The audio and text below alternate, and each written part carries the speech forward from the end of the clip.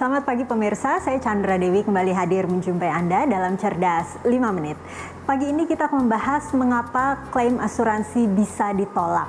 Bersama saya telah hadir Dr. Johanny Sebastian Edwin, Head of Claims dari Manulife Indonesia. Selamat pagi Dr. Edwin. Selamat pagi Mbak Andra. Dok, ini ada pertanyaan dari pemirsa kita, yaitu Bapak Rian, di mana beliau baru-baru ini mengurus klaim asuransi kesehatan ayahnya. Namun ditolak, Dok. Ini dengan alasan tidak memenuhi syarat. Alasannya ayahnya dianggap telah mengidap penyakit saat mulai menjadi nasabah asuransi.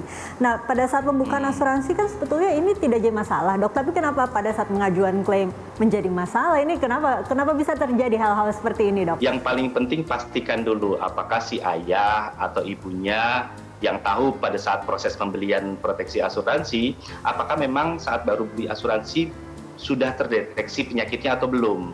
Atau memang sudah terjadinya setelah sudah membeli polis asuransi. Nah, kalau memang ternyata sebelum membeli polis asuransi belum ada kondisi sakit, ya bisa dibicarakan, bisa dibuktikan bahwa memang ini terjadi sesudah proteksi itu ada.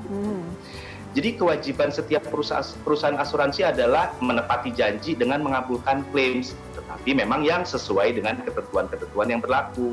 Kalau sampai perusahaan asuransi memang menolak klaim, pasti ada sesuatu yang janggal dalam klaimnya sehingga klaim tersebut menjadi ditolak. Bagaimana kalau begitu titik temu dari permasalahan Bapak Rian ini kemudian, Dok, supaya paling tidak adil bagi kedua belah pihak, namun juga tentunya tetap harus sesuai dengan prosedur pastinya ya? Kalau ternyata nasabah merasa sebenarnya sudah mengikuti prosedur, nasabah bisa datang ke kantor perusahaan asuransi tersebut untuk menyelesaikan, berbicara dengan customer service, dan melihat bersama nanti akan dinilai apakah ini satu kesalahpahaman ataukah ini sesuai dengan prosedur atau tidak. Jadi akan terlihat mana yang memang sesuai atau yang tidak sesuai. Tapi sebetulnya dalam masalah ini kelalaiannya dari pihak mana biasanya ini, Dok? Bisa dari kedua belah pihak sih, Mbak.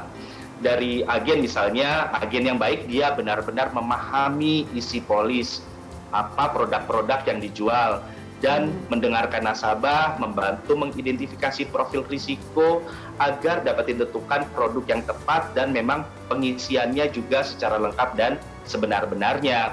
Dari sisi nasabah memang juga perlu untuk proaktif menyampaikan data yang sebenarnya, baik sebelum membeli polis asuransi. Terus selanjutnya jangan lupa juga lakukan review polis secara berkala, itu cukup penting.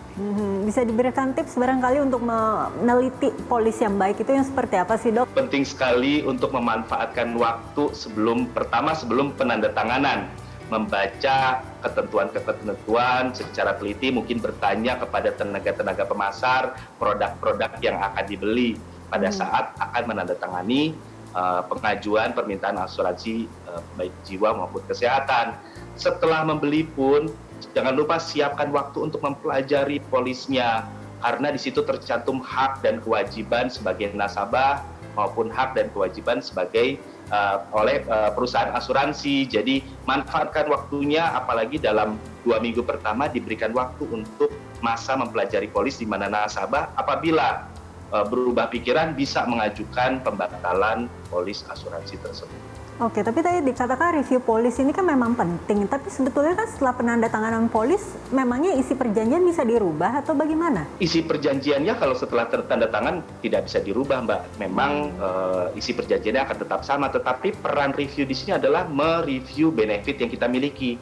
Apakah benefit-benefit yang kita miliki masih relevan dengan situasi sekarang, dengan kebutuhan kita, mungkin dengan peningkatan profil risiko. Nah, disinilah peran dari review tersebut. Apabila ada hal yang perlu ditambah, maka bisa membeli atau menambah dengan asuransi tambahan. Berbagai pilihan banyak untuk benefit-benefit tambahan, baik untuk kesehatan maupun untuk yang non-kesehatan.